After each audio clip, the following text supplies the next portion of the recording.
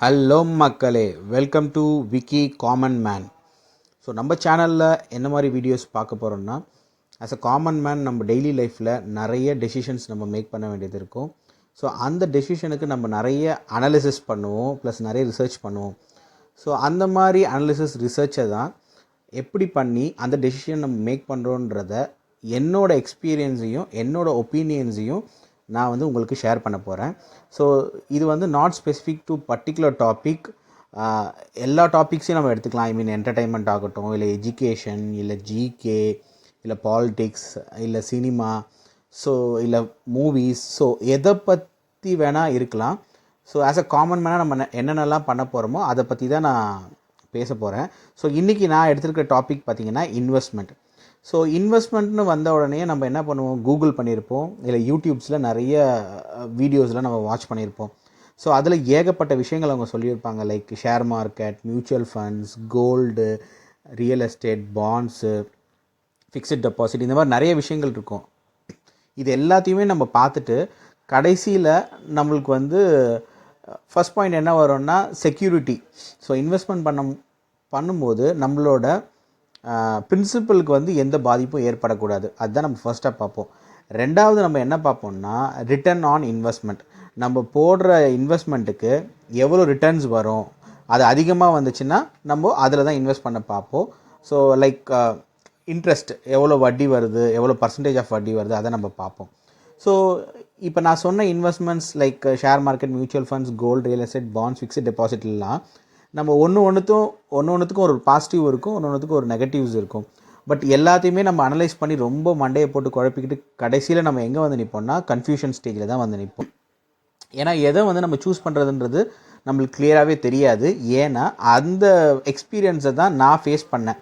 ஏன்னா எல்லாத்தையுமே ரிசர்ச் பண்ணேன், பட் கடைசியில் வந்து பார்த்திங்கன்னா எதை எடுக்கிறதுனே தெரியல. ஃபார் எக்ஸாம்பிள் கோல்டு எடுத்துப்போமே. கோல்டு வந்து நம்ம இன்வெஸ்ட் பண்ணோன்னா செய்கூலி சேதாரன்ற பேரில் நம்மளுக்கு வந்து அமௌண்ட் வந்து லாஸ் ஆகும். ப்ளஸ் நம்ம இப்போ இன்றைக்கி கோல்டு வாங்கிட்டு நான் நாளைக்கு போய் விற்கிறேன்னா அதில் வந்து 80% ஆஃப் வெயிட் தான் அவங்க எடுத்துப்பாங்க.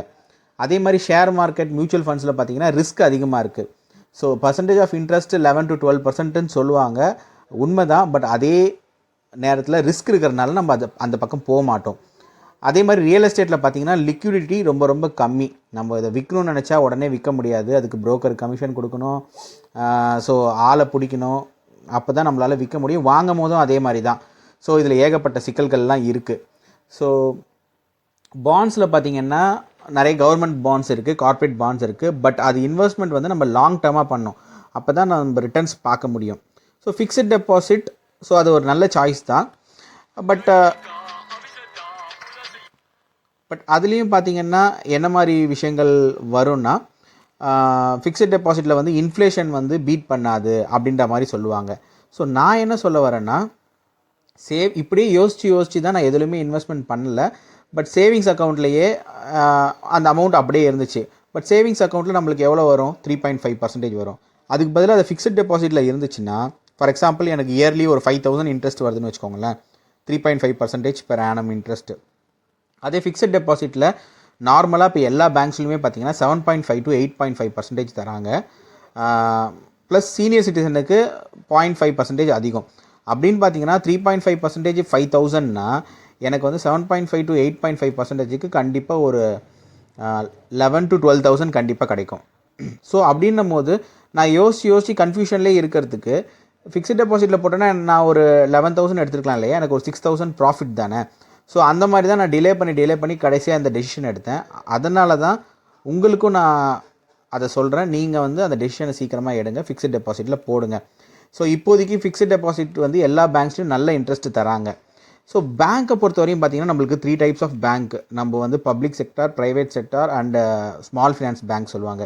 இப்போ பப்ளிக் செக்டார்னால் எஸ்பிஐ, அதுக்கப்புறம் bank of Baroda, bank of India, so இந்த மாதிரி கனரா பேங்க், நிறைய பேங்க்ஸ் இருக்குது. ப்ரைவேட்னா ஆக்சிஸ், ஹெச்டிஎஃப்சி, ஐசிசிஐ, இந்த மாதிரி பேங்க்ஸ்லாம் இருக்குது. இந்த 2 பேங்க்ஸ்லேயுமே இப்போதைக்கு 7.5% சாலிடாக கொடுக்குறாங்க, 8% சீனியர் சிட்டிசனுக்கு கொடுக்குறாங்க. ஸ்மால் ஃபினான்ஸ் பேங்க்கு பார்த்திங்கன்னா சீனியர் சிட்டிசனுக்கு 9% தராங்க. ஸோ ஸ்மால் ஃபினான்ஸ் பேங்க்கில் ரிஸ்க் இருக்கா இல்லையான்றது உங்களோட அடுத்த கொஷினாக இருக்கலாம். ஸோ அதை பற்றி தான் நான் சொல்ல போகிறேன். ஸோ அதுக்கு வந்து நான் ஒரு சின்ன எக்ஸ்ப்ளனேஷன் கொடுத்துட்றேன். ஸோ எல்லாருக்குமே ஆர்பிஐ பற்றி தெரியும், reserve bank of India. So இந்தியாவோட பேங்க் அது வந்து சென்ட்ரல் பேங்க்குன்னு நம்ம சொல்லலாம். இந்தியாவில் இருக்கிற மற்ற எல்லா பேங்க்ஸில் நடக்கிற பேங்கிங் சிஸ்டம்ஸையும் இவங்க தான் ரெகுலேட் பண்ணுவாங்க. ஓகேங்களா, அதோட ரூல்ஸ் அண்ட் ரெகுலேஷன்ஸையும் இவங்க தான் லைட் அவுட் பண்ணுவாங்க. அதை எல்லா பேங்க்ஸும் ஃபாலோ பண்ணணும், அதை இவங்க மானிட்டர் பண்ணிட்டும் இருப்பாங்க. ப்ளஸ் கரன்சியை வந்து அச்சடிக்கிறது, அதை வந்து மக்களோட புழக்கத்துக்கு விடுறது, இல்லை அதை கண்ட்ரோல் பண்ணுறது, அது எல்லாமே ஆர்பிஐயோட கண்ட்ரோலில் தான் இருக்குது. அவங்க வந்து நம்ம ministry of finance, government of India, அதுக்கு கீழே தான் வருவாங்க. ஸோ இந்த ஆர்பிஐ செகண்ட் ஸ்கெடியூல் அப்படின்ற மாதிரி ஒரு ஆக்ட் இன்ட்ரடியூஸ் பண்ணியிருந்தாங்க. அதில் சில பேங்க்ஸ்லாம் லிஸ்ட் ஆகிருக்கும். அதில் எந்தெந்த பேங்க்ஸ்லாம் லிஸ்ட் ஆகிருக்கோ அந்த பேங்க்ஸை தான் நம்ம என்னென்னு சொல்லுவோம்னா ஸ்கெடியூல்டு பேங்க்ஸ்ன்னு சொல்லுவோம். அப்படி லிஸ்ட் ஆகாத பேங்க்ஸை வந்து நம்ம என்ன சொல்லுவோம்னா நான் ஸ்கெடியூல்டு பேங்க்குன்னு சொல்லுவோம். இப்போது இந்த ஸ்மால் ஃபினான்ஸ் பேங்க்கில் வந்து நம்மளுக்கு அதிக இன்ட்ரெஸ்ட் வரும்னு சொல்லியிருக்கேன் இல்லையா. ஸோ அந்த பேங்க்ஸ் என்னென்னலாம் பார்த்திங்கன்னா நிறைய பேங்க்ஸ் இருக்குது. Like AU bank, Suryoday bank small finance bank, Equitas small finance bank, Jana small finance bank, இந்த மாதிரி பேங்க்ஸ் எல்லாம் பார்த்திங்கன்னா உங்களுக்கு வந்து ரேட் ஆஃப் இன்ட்ரெஸ்ட் வந்து ஃபிக்ஸ்ட் டெபாசிட்டுக்கு அதிகமாக இருக்குது. அது எல்லாமே பார்த்திங்கன்னா ஸ்கெடியூல்டு பேங்க்குக்கு கீழே தான் வரும். ஸோ ஸ்கெடியூல்டு பேங்க்குக்கு கீழே வந்துச்சுன்னா என்னென்ன க்ரைட்டீரியாஸ்ன்னு பார்த்திங்கன்னா, இப்போது ஆர்பிஐயில் வந்து பார்த்திங்கன்னா ஃபஸ்ட்டு என்ன சொல்லுவாங்கன்னா, இந்த ஸ்கெடியூல்டு பேங்க்கு அப்படின்ற லைசன்ஸ் வந்து இந்த ஸ்மால் ஃபினான்ஸ் பேங்க்குக்கு கொடுக்கணுன்னா இந்த க்ரைட்டீரியாஸ்லாம் அந்த ஸ்மால் ஃபினான்ஸ் பேங்க் ஃபாலோ பண்ணணும். அதில் முக்கியமான க்ரைட்டீரியா பார்த்திங்கன்னா கேஷ் ரிசர்வ் ரேஷியோ. அப்படின்னா என்னன்னு பார்த்திங்கன்னா, ஒரு பேங்க் வந்து ஃபார் எக்ஸாம்பிள் அவங்கக்கிட்ட வந்து 1 லட்ச ரூபாய் இருக்குது, டோட்டலாக எல்லா டெபாசிட் பண்ண அமௌண்ட்டு அவங்ககிட்ட இருக்கிற அமௌண்ட்லாம் சேர்த்து 1 லட்ச ரூபாய் இருக்குன்னா அதில் ஒரு 40 to 50% அவங்க ரிசர்வ் பேங்க்கில் வந்து ரிசர்வ் பண்ணி வைக்கணும். அவங்க அதை எந்த மக்களுக்கு வந்து லெண்ட் பண்ணுறதுக்கோ இல்லை வேறு ஏதாவது ஆர்கனைசேஷனுக்கு லெண்ட் பண்ணுறதுக்கோ அந்த மணியை யூஸ் பண்ணக்கூடாது.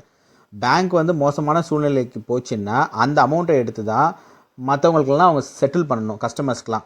அதனால் அந்த கண்டிஷன், அந்த மாதிரி சிஆர்ஆர் ரேஷியோன்னு சொல்லுவாங்க, கேஷ் ரிசர்வ் ரேஷியோ வந்து அந்த பேங்க்ஸ் மெயின்டைன் பண்ணுறாங்களான்றதை மானிட்டர் பண்ணிகிட்டே இருப்பாங்க. அதை பொறுத்து தான் அவங்களுக்கு ஸ்கெடியூல்டு பேங்க்ஸ்ன்ற லைசன்ஸை கொடுப்பாங்க. அது மட்டும் இல்லாமல் ரெண்டாவது பார்த்திங்கன்னா பெய்ட் அப் கேபிட்டல் அப்படின்னு சொல்லுவாங்க. இப்போது ஃபார் எக்ஸாம்பிள் ஈக்விட்டாஸ் பேங்க் எடுத்துப்போமே, அவங்க வந்து ஒரு 100 ஷேர் வச்சுருக்காங்கன்னு வச்சுக்கோங்களேன்.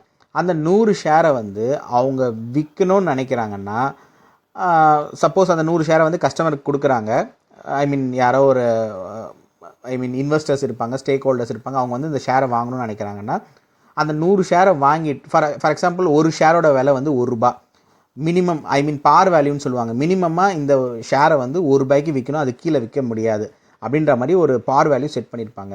அப்போ 100 ஷேருக்கு ₹100. இப்போ அவங்க அதை விற்கும் போது ₹1 இல்லை ₹2 விற்கலாம். ஓகேங்களா, ஆனால் அதோட மினிமம் வேல்யூ ₹1. அப்போ 100 ஷேரை வந்து அவங்க ₹100 விற்கலாம், இல்லை ₹200 விற்கலாம். அப்படி விற்கும் போது ₹100 அவங்க மினிமம் அமௌண்ட்டு, மீதி ₹100 ஃபார் எக்ஸாம்பிள் ₹2 விற்கிறாங்கன்னு வச்சுக்கோங்களேன். அப்போது 100 ஷேரை வந்து ₹200 விற்கிறாங்க. அப்போது ₹100 வந்து ஆக்சுவல் அமௌண்ட்டு, ₹100 ப்ராஃபிட்டு. ஓகேங்களா, இந்த ப்ராஃபிட்டை தான் நம்ம என்ன சொல்லுவோம்னா பெய்ட் அப் கேபிட்டல் அப்படின்னு சொல்லுவாங்க. இது ஒரு பேங்க்குக்கும் அட்லீஸ்ட்டு ₹5 லட்சம் மேலே இருக்கணும், மினிமம் ₹5 லட்சம் இருக்கணும்.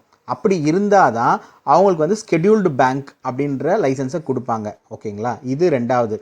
மூணாவது பார்த்திங்கன்னா, இன்கேஸ் ஏதாவது ஒரு பேங்க் வந்து ரொம்ப கீழ் நோக்கி போகுதுன்னா ஆர்பிஐ வந்து அவங்களுக்கு கம்மி இன்ட்ரெஸ்ட்டுக்கு லோன் கொடுப்பாங்க. ஓகேங்களா, அந்த ஃபெசிலிட்டியும் இருக்குது. ஓகேங்களா, அந்த லயபிலிட்டியும் ரிசர்வ் பேங்க் ஆஃப் இந்தியாவுக்கு இருக்குது. ஸோ அது இல்லாமல் இவங்கள வந்து ஃப்ரீக்வெண்ட்டாக மானிட்டர் பண்ணிகிட்டே இருப்பாங்க, இவங்க ரூல்ஸ் அண்ட் ரெகுலேஷன்ஸை ஃபாலோ பண்ணுறாங்களா அந்த ஸ்கெடியூல்டு பேங்க்ஸ் எல்லாமே அப்படின்றதையும் ஆர்பிஐ பார்ப்பாங்க. ஸோ இந்த நான் ஸ்கெடியூல்டு பேங்க்ஸ்க்கு இதெல்லாம் கிடையாது. ஸோ அப்படி இருக்கும்போது நீங்கள் கண்டிப்பாக ஸ்மால் ஃபினான்ஸ் பேங்க்லேயும் ஃபிக்ஸட் டெபாசிட் போடலாம். இது இல்லாமல் ஸோ டெபாசிட் இன்சூரன்ஸ் அப்படின்ற மாதிரி ஒரு கான்செப்ட் இருக்குது, டிஐசிஜிசின்னு சொல்லுவாங்க. ஒரு சேவிங்ஸ் அக்கௌண்ட்லேயோ இல்லை ஃபிக்ஸட் டெபாசிட்லேயோ ரெக்கரிங் டெபாசிட்லேயோ மினிமம் ₹5 லட்சம் ரிசர்வ் பேங்க் ஆஃப் இந்தியா வந்து இன்ஷூர் பண்ணி வச்சுருப்பாங்க. ஃபார் எக்ஸாம்பிள் நீங்கள் வந்து ஒரு 10 லட்ச ரூபாய் பேங்க்கில் போடுறீங்கன்னு வச்சுக்கோங்களேன், டெபாசிட் பண்ணியிருக்கீங்கன்னா அதில் 5 லட்ச ரூபாய் வரைக்கும் இன்சூரன்ஸ் பண்ணி வச்சுருப்பாங்க.